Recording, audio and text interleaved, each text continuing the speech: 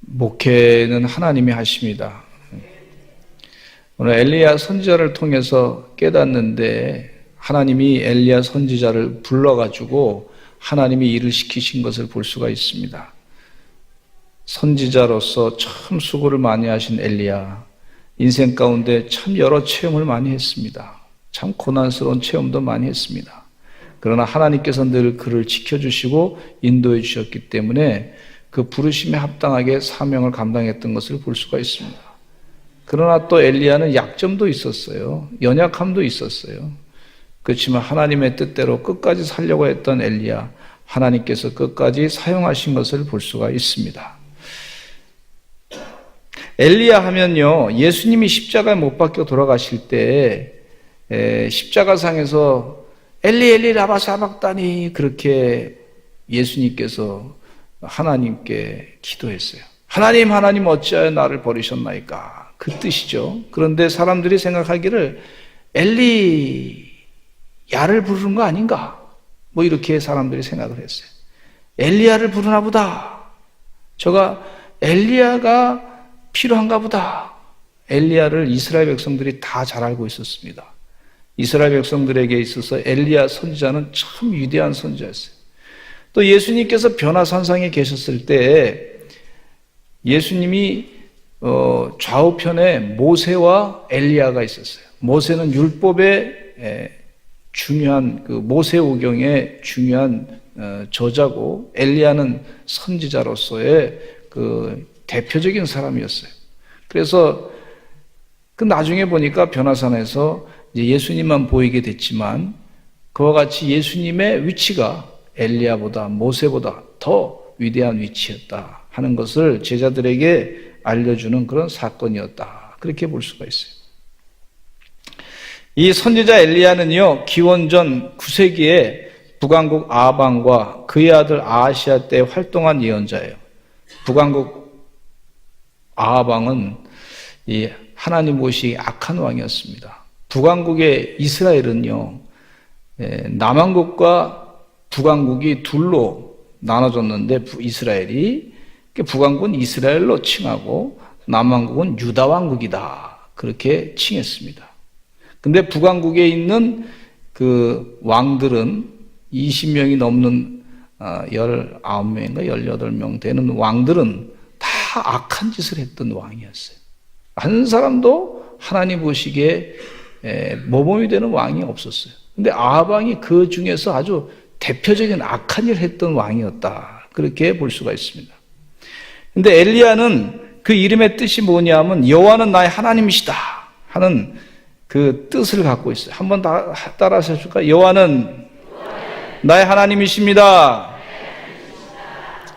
하나님을 나의 하나님으로 믿고 사시는 부름받은 주의 종들 되시기를 간절히 축원합니다. 내가 하나님이 되는 경우가 있어요. 내가 나의 주인이 되는 거죠. 나는 내려놓고 하나님이 주인 되는 그런 삶을 사셔야 될 줄로 믿습니다. 그게 부름받은 자의 사명이에요. 자꾸 내려놓으시기 바랍니다. 하나님이 높여줘 세워주세요. 엘리야 선지자는요, 디셉 사람이에요. 길라 디셉 사람인데 털이 많았던 사람이고 허리에 가죽띠를 띤 사람이었어요. 제가 이 어렸을 때 그 남자가 털이 많으면 마음이 부드럽다, 뭐 그런 얘기를 들었어요. 근데 꼭 그런 것 같지는 않은데 이 길라 사람 디셋 사람으로 털이 많고 허리에 가죽띠를 띤 사람이었다, 그렇게 특징을 갖고 있습니다. 엘리야의 삶 가운데 여러 가지 경험했는데 그걸 짧게 설명을 드리면서 내 삶 가운데 이런 체험이 있구나, 그래도 나를 하나님 부르셨구나, 그런 부름에 합당한 삶을 사시기를 간절히 축원합니다. 우리 성도님의 삶 가운데 10대는 어떤 경험했습니까? 20대는 어떤 경험했습니까? 30대, 40대 IMF 터졌을 때 어떤 경험했습니까? 50대, 60대 넘어가면서 어떤 체험을 했습니까? 하나님과 같이 지내면서 어떤 영적인 체험을 깊이 했습니까? 하나님이 나를 부르신 이유가 무엇입니까? 한번 이 시간 은혜 가운데 생각해 보시기를 간절히 축원합니다. 그렇게 생각할 때 성령님의 이끌림에 받아서 그 깨달음이 있을 거예요. 첫째는요, 죄악이 관영한 북왕국 이스라엘의 가뭄을 엘리야가 선포합니다. 가뭄이 올 것이다.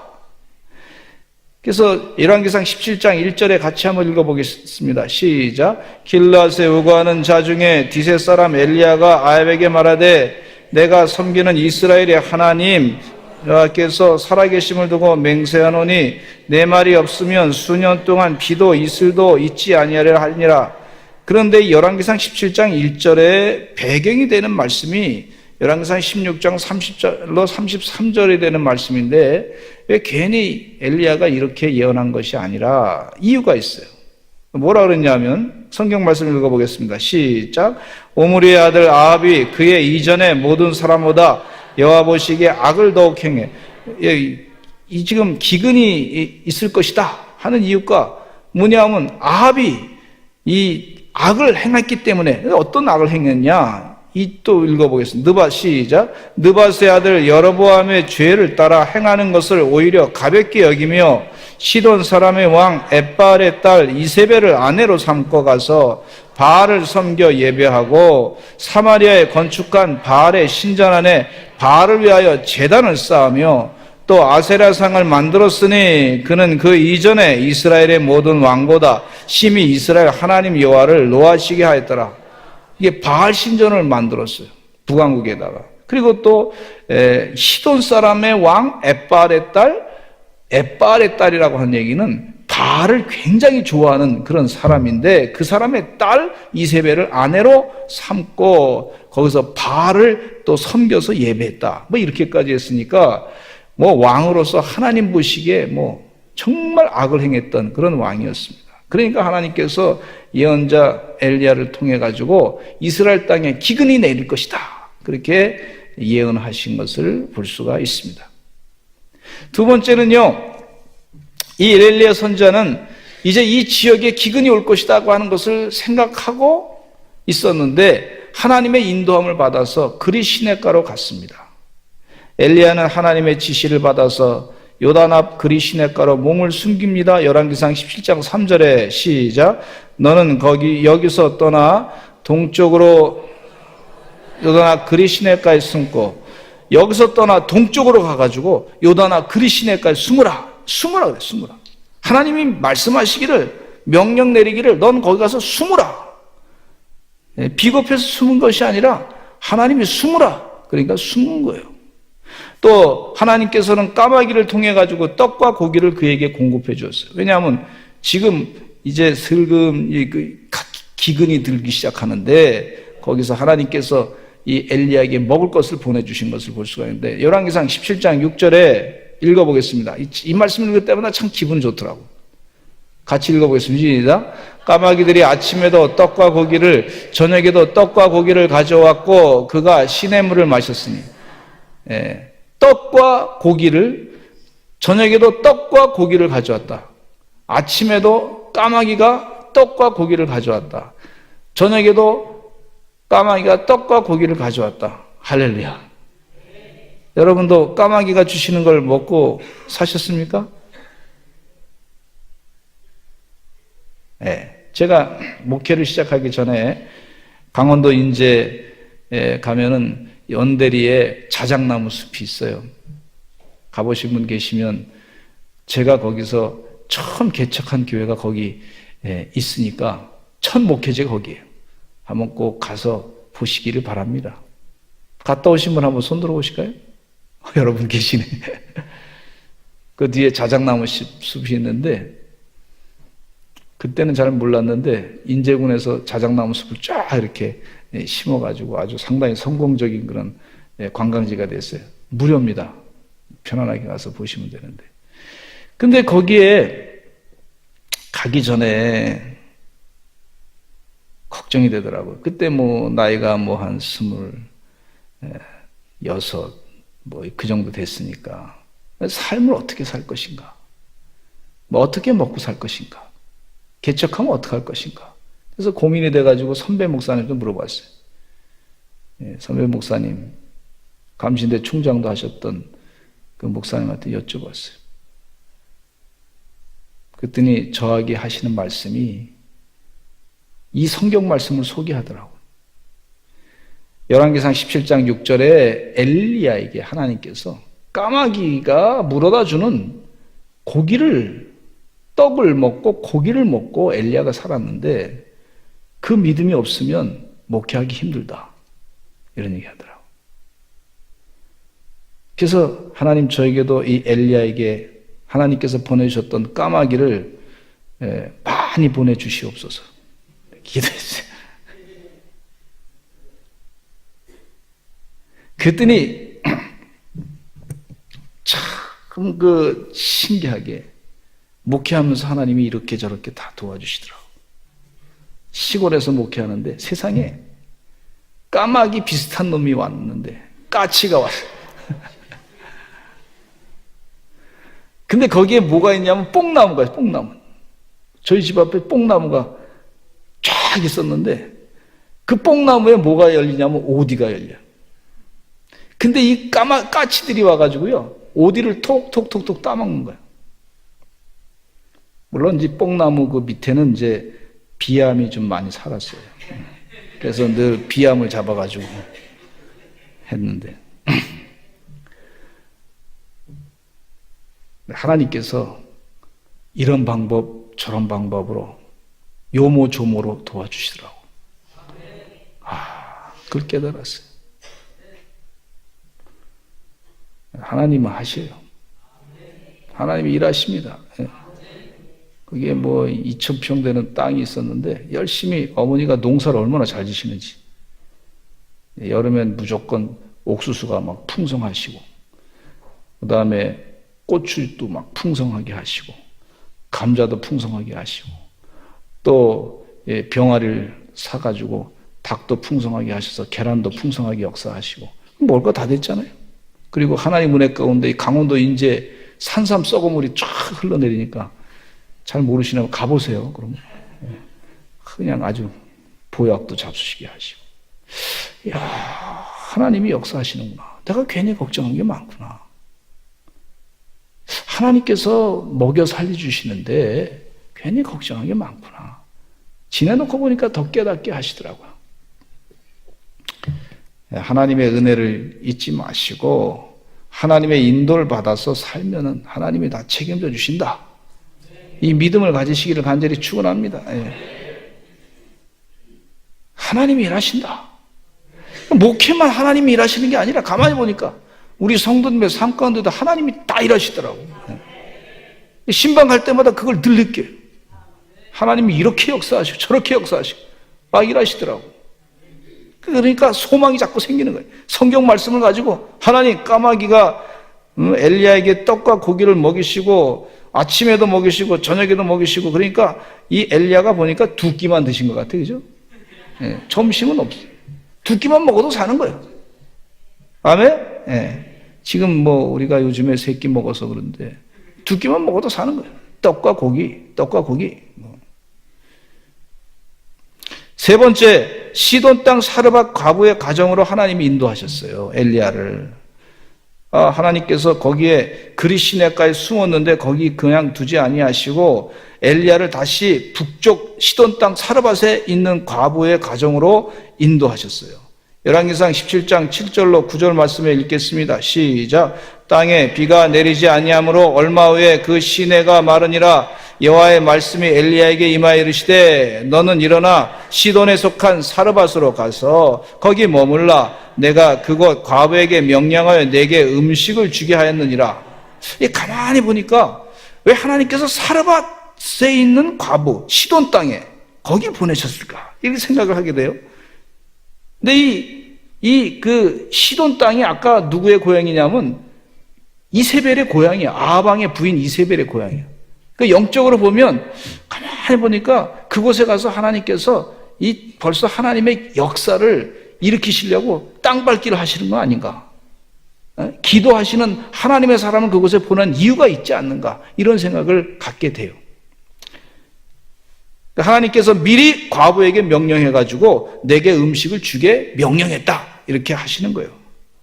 음식을 이제 까마귀가 보내준다. 하나님께서 그곳에 가서도 까마귀가 먹여주실 것이라 생각했는데, 아니 그곳에는 이미 과부에게 먹을 것을 너에게 주게끔 준비했다. 이렇게 하나님 말씀하신 것을 볼 수가 있어요.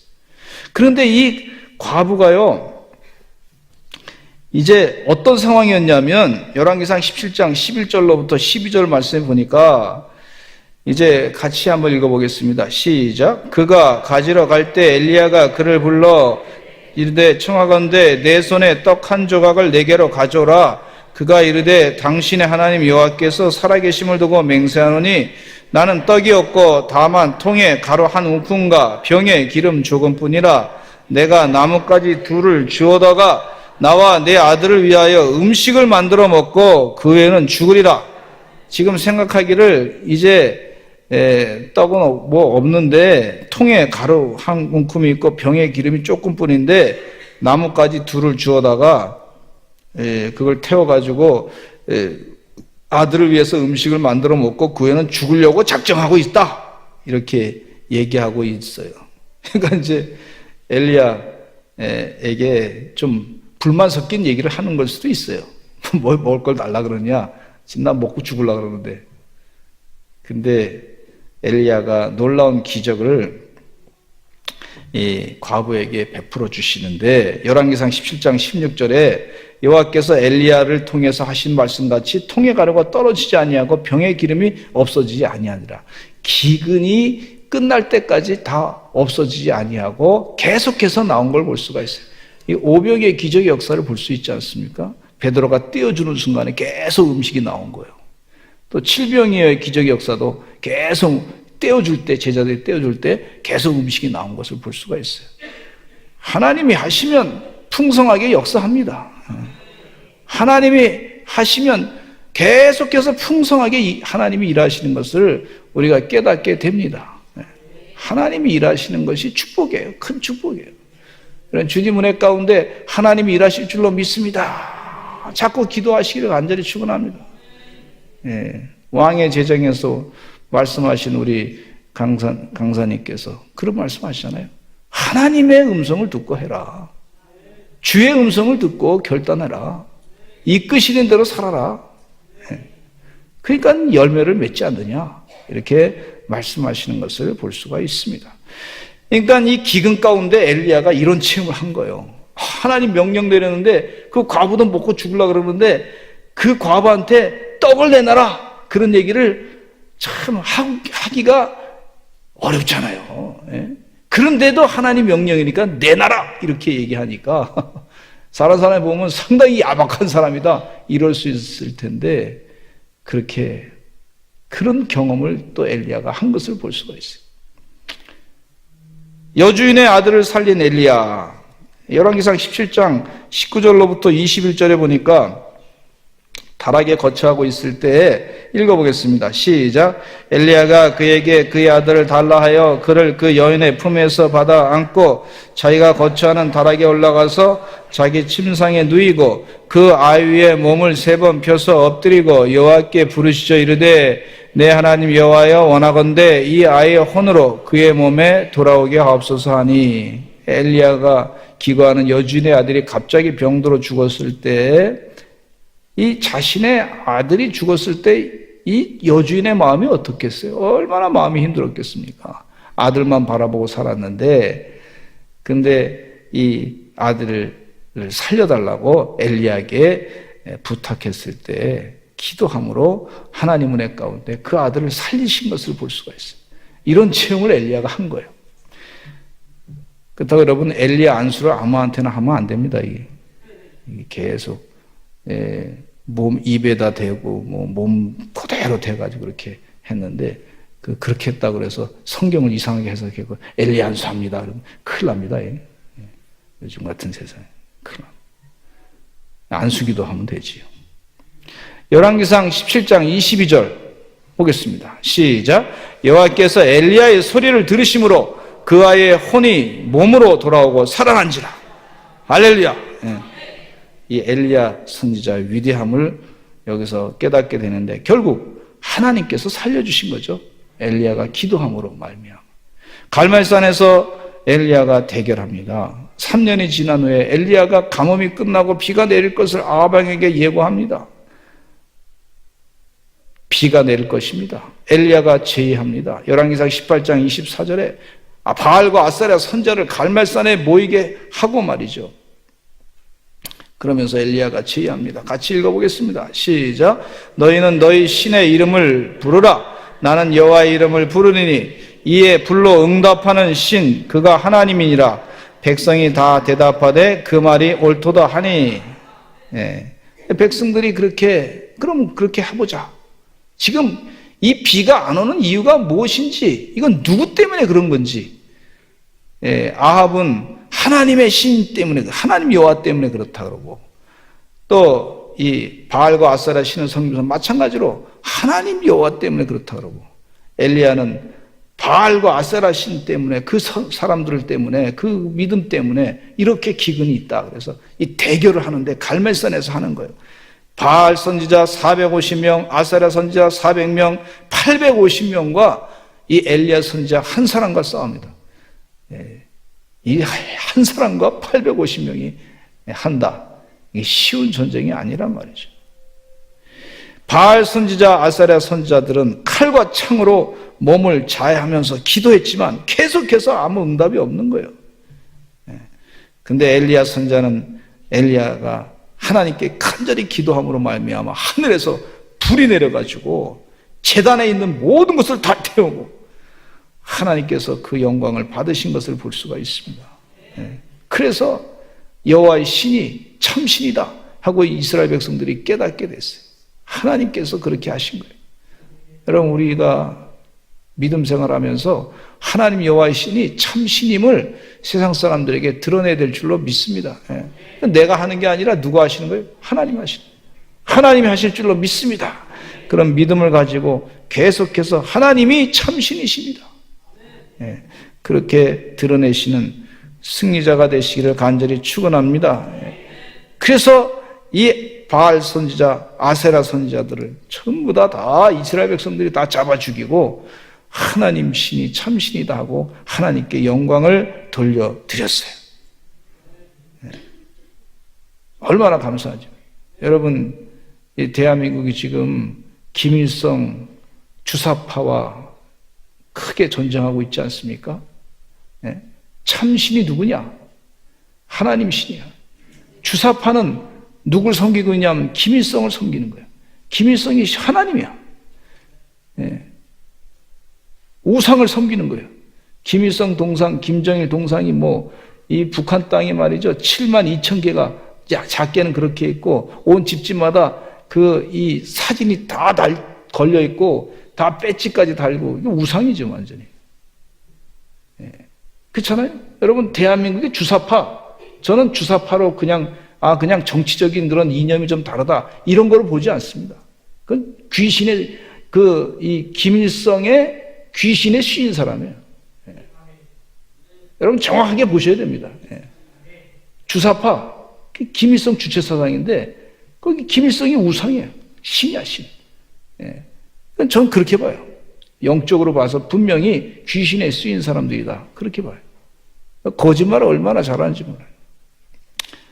하나님께서 때가 되면 다 이 주사파도 다 쓸어버리실 줄로 믿습니다. 하나님이 살아 역사하신 하나님이시.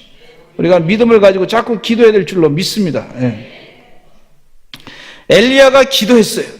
그때 하나님께서 비를 쫙 쏟아 내리게 하시요. 열왕기상 18장 14절에 41절에 읽겠습니다. 시작. 엘리야가 아합에게 이르되 올라가서 먹고 마시소서, 큰 빗소리가 있나이다. 그리고 엘리야가 갈멜산에서 7번이나 간절한 기도를 하는 거예요. 하나님 비를 내려 주시옵소서. 열왕기상 18장 42절로 43절에 보니까 그거 기도할 때 어떻게 기도했냐면, 아합이 먹고 마시러 올라가니라 엘리야가 갈멜산 꼭대기로 올라가서 땅에 꿇어 엎드려 그의 얼굴을 무릎 사이에 놓고 해보니까 잘 안 되더라고요. 얼마나 간절했으면 그냥 그렇게 무릎 사이에 놓고 하나님 돌려다. 그 하나님께 간절하게 기도했더니 그 사원에게 자기 종에게 얘기하기를 바다 쪽을 좀 바라봐라. 그가 올라가서 바라보니까 아무것도 없습니다. 7번까지 다시 가보라. 그랬더니 바닷가에서 요만한 구름이 하나 생겼습니다. 됐다. 그리고 나서 비가 하늘에서 확 내린 것을 볼 수가 있어요. 이건 하나님이 하시는 겁니다. 다시 한번 말씀드리지만 하나님이 하시는 겁니다. 하나님이 하시는 겁니다. 자꾸 하나님 무시하고 사람이 다 한다. 착각하지 마세요. 속지 마세요. 하나님이 하시는 거예요. 하나님이 목회하시는 거고, 하나님이 주의 기업을 운영하시는 거고, 하나님이 우리 가정을 승리하게 하시는 거고, 하나님이 하시는 거예요. 이 하나님을 믿고 기도했던 엘리야 이겼잖아요. 우리 서산제일감리교 성도들도 이와 같은 승리가 있으시기를 간절히 축원합니다. 이세벨이 화가 잔뜩 났어요. 그리고 엘리야가 도망쳤어요. 참 이상해요. 아니 하나님의 능력을 그렇게 체험한 엘리야인데 이세벨이 화가 났다고. 근데 이세벨이 뭐라 그러냐면 너를 죽이겠다, 엘리야를 죽이겠다고 사람을 보냈어요. 사람을 보냈어요. 아니 죽이고 싶은 마음이 있으면 그냥 가서 군사를 그냥 몰래 보내면 되는데, 좀 이해가 되세요? 그냥 그러면 될 텐데 군사를 바로 보내지 않고 사람을 전가를 보내. 이게 무슨 얘기냐면 도망가라는 얘기죠. 이해가 되세요? 이세벨도 하나님이 두려운가 봐. 그래가지고 야, 너 우리 땅에서 보기 싫으니까 내가 죽이겠다라고 말만 딱 던지니까 이 아합이 겁먹어가지고 도망가라 그랬더니 도망간 거예요. 참 이 정황을 보면 조금 이상한 부분이 있어요. 어떻게 엘리야가 그 하나님의 능력을 행했음에도 불구하고 왜 도망갔을까? 이게 무슨 얘기냐면 이 말씀을 읽다 보면 하나님의 그런 만한 능력을 행했다 할지라도 엘리야는 약한 사람이에요. 약한 사람. 우리가 아무리 하나님의 대단한 능력을 했다 할지라도 하나님 앞에서는 약할 수밖에 없다 하는 것을 하나님께서 엘리야에게 깨우쳐 주시는 은혜의 시간일 수도 있다고 봅니다. 여러분, 우리가 하나님 앞에 늘 겸손하시기를 간절히 축원합니다. 우리가 하나님의 큰 일을 많이 했어. 대단한 일을 했어. 그 사람들이 막 갈채도 막 박수도 쳐줘. 정말 실적도 좋아. 그 순간에 교만하기 쉽기 때문에 엘리야에게 하나님이 가르쳐 주신 거예요. 하나님이 이세벨이라고 하는 여인을 통해서 그 별거 아닌데 근데도 그가 죽이겠다 그러니까 무서워가지고 도망치는 그 모습을 자기가 얼마나 부끄러워했을까 하는 것을 생각하게 됩니다. 그러면서 로뎀나무 아래서 하나님께 죽기를 간청합니다. 열왕기상 19장 4절에 보니까 도망치면서 엘리야가 읽어보겠습니다. 시작. 자기 자신은 광야로 들어가 하룻길쯤 가서 한 로뎀나무 아래에 앉아서 자기가 죽기를 원하여 이르되 여호와여 넉넉하오니 지금 내 생명을 거두시옵소서. 나는 내 조상들보다 낫지 못하니이다 하고 조상들보다 낫지 못합니다. 이 엘리야의 인간적인 고뇌를 여기서 볼 수가 있습니다. 우리 다 이와 같은 모습을 갖고 있어요. 연약한 약점이 많은 존재입니다. 근데 천사가 또 나타나가지고 떡과 물을 주면서 엘리야를 위로합니다. 지난번에는 천사가 까마귀가 보내준 떡과 고기를 먹고 아침 저녁으로 먹고 물을 마셨는데 이번엔 천사가 나타나가지고 떡과 물을 줍니다. 필요한 걸 그대로 다 주시는 걸 볼 수가 있어요. 적당하게 하나님께서 필요할 때 주시는 걸 볼 수가 있어요. 열왕기상 19장 7절로 8절 읽겠습니다. 시작. 여호와의 천사가 또 다시 와서 어루만지며 이르되 일어나 먹으라. 내가 갈 길을 다 가지 못할까 하노라 하는지라. 이에 일어나 먹고 마시고 그 음식물의 힘을 의지하여 40주 40야를 가서 하나님의 산 호렙에 이르니라. 그러니까 우리 성도님들 가운데 보면 어떤 때는 막 힘이 나서 일하기도 하고 주님의 일을 하다가 어떤 때는 또 쭉 처져가지고 좀 이렇게 그럴 때가 있어요. 그럴 때 또 하나님께서 또 필요한 걸 공급하셔가지고 말씀을 공급하신다든지, 또 하나님께서 또 다른 이 사역을 또 주신다든지, 또 귀한 사람을, 믿음의 사람을 만나게 하신다든지, 이러면서 다시 한번 또 힘을 얻게 하시는 걸 볼 수가 있어요. 하나님의 일하신 방법 가운데 여러 가지가 있는데, 이 엘리야의 경우는 그런 체험을 지금 하고 있습니다. 우리 성도님들 가운데도 그런 체험이 계속해서 있을 줄로 믿습니다. 늘 항상 이렇게 쫙 나가는 게 아니란 말이에요. 그죠? 늘 항상 이렇게 어떤 때는 좀 다운됐다가 기분이 좀 우적했다가 다시 올라갔다가 또 누구 만나서 힘을 다시 얻고, 그러나 끝까지 하나님과 교제는 계속 하려고 했던 엘리야의 모습을 볼 수가 있어요. 얼마나 힘이 들었으면 하나님 차라리 나를 죽여 주시옵소서 그렇게 얘기하잖아요. 호렙산에서 들은 하나님의 말씀을 볼 수가 있는데, 호렙산에서 엘리야에게 하나님께서 말씀이 임합니다. 열왕기상 19장 9절로 10절 14절에 보면 굴 속에 들어가 가지고 그가 하나님 어떻게 해야 되겠습니까? 그렇게 얘기합니다. 바람 중에도 큰 바람이 불었고 지진이 나고 불이 3번째 지나가는데도 하나님께서 응답 안 하시다가 세미한 음성으로 하나님께서 그에게 들려주는 것을 볼 수가 있어요.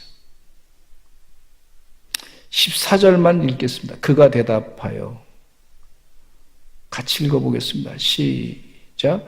그가 대답하되 내가 만군의 하나님 여호와께 열심히 유별하오니 이는 이스라엘 자손이 주의 언약을 버리고 주의 제단을 헐며 칼로 주의 선지자들을 죽였음이오며 오직 나만 남았거늘 그들이 내 생명을 찾아 빼앗으려 하나이다. 하나님께서 그에게 7천에 바알에게 무릎 꿇지 아니한 용사가 있다, 이렇게 말씀해 주셨어요. 은혜입니다. 은혜. 할렐루야. 이 소식을 들으니까 은혜야. 확 은혜가 넘쳐. 하나님의 천군 천사가 함께한다, 이렇게 응답받고 힘을 얻고 주의를 감당했던 것을 볼 수가 있습니다. 아멘. 그리고 엘리야는 이제 그 사역을 다 마치고 그 사역을 전부 다를 누구에게 물려주냐면 엘리사에게 다 물려주는 걸 볼 수가 있어요. 참 위대한 믿음의 선지자였습니다. 그리고 엘리야의 마지막 사역과 하늘로의 승천의 모습을 볼 수가 있는데, 결국은 아합도 죽었고 또 이세벨도 죽음을 당하게 되고 하나님께서 그렇게 그 마지막을 다 보게 하시는 것을 볼 수가 있습니다. 그리고 엘리사에게 사역을 맡기고 엘리야는 불말과 불수를 타고서 하늘로 승천하게 되었습니다. 이것이 엘리사의 예언자로서의 부르심을 받은 사역이었어요. 여러분, 우리 삶 가운데도 하나님의 부르심을 받았는데 잘 나갈 때도 있고 조금 기운 떨어질 때도 있고 나만 홀로 남았던 경험할 때도 있고, 어떤 때 그럴 경험하죠. 나만 홀로 남았습니다. 외롭습니다.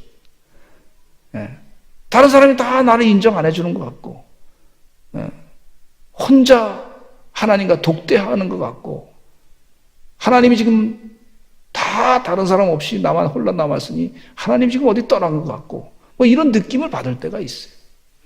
엘리야를 생각하면서 주의 부르심을 다시 확인하시는 우리 귀한 주의 종들 되시기를 간절히 축원합니다. 바알에게 무릎 꿇지 않은 7천의 용사가 준비되어 있어요. 7천의 용사가 준비되어 있습니다. 기도하겠습니다. 하나님 아버지, 감사합니다. 바알에게 무릎 꿇지 않은 7천의 용사가 준비되었습니다. 하나님께서 말씀하셨는데 그 말씀이 바로 나에게 주시는 말씀으로 듣고 깨닫고 침잠하고 연약해지고 나약해졌을 때 다시 일어나는 주의 백성들 되게 하여 주시옵소서. 주의 부르심의 사명에 합당한 삶을 또 감당해 나가는 은혜의 종들이 되게 하여 주시옵소서. 예수님의 이름으로 기도드렸습니다.